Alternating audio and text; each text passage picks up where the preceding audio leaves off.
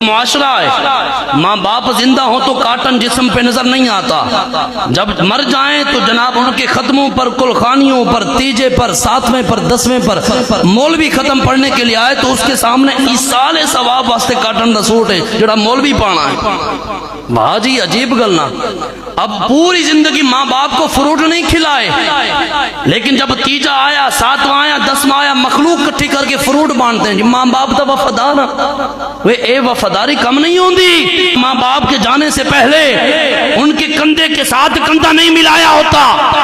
سامنے جب بیمار ہوتے ہیں کہتے ہیں ساڑھا پیسہ لگے گا، جانے کے بعد 3-3 4-4 لاکھ روپے کے خرچے، یہ کسی کام نہیں آنا۔ بات جو وفاداری کی ہے وہ زندگی میں ہوتی ہے کہ زندگی میں اپنے ماں باپ کی وفاداری کو اختیار کر لو، زندگی کے اندر اپنے ماں باپ کے غلام بن جاؤ۔ ایک ہی اصول ہے، اگر بندہ دنیا میں کامیاب ہونا چاہتا ہے، آخرت میں بھی کامیاب ہونا چاہتا ہے، فرمایا وہ اپنے ماں باپ کی چوکھٹ پہ آ جائے، ماں باپ راضی ہو جائیں گے، رب تعالیٰ بھی راضی ہو جائے گا۔ جوانی تے صدا نہ صحبت یار